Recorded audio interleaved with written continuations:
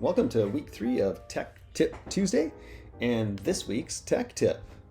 Now, I often get asked, how do you keep your docs organized in Docs? And then when I ask some further questions in terms of how people are trying to keep them organized, I learned that they're trying to keep their files organized within Docs. And so when we go into Docs, we have this list of files, and they're listed in here chronologically, so they're really difficult to manage and find and move around. Now, you can find them by using this folder icon and do a search for them.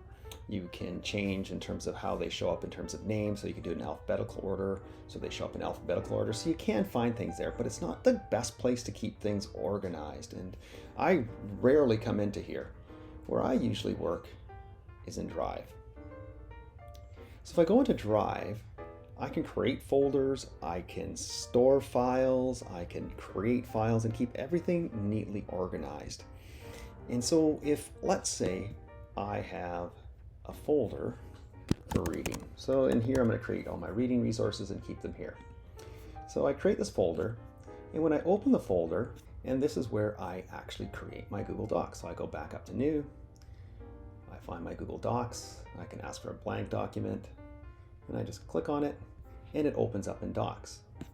And I'm going to give this a title, and then I would just begin to work on it, add my content, whatever that is.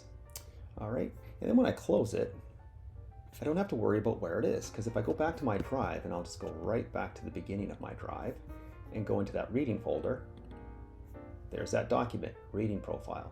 So I can find everything rather easily by just going into my Drive, creating folders to keep my files organized, and then creating my files from within those folders. Hope this tech tip helps you.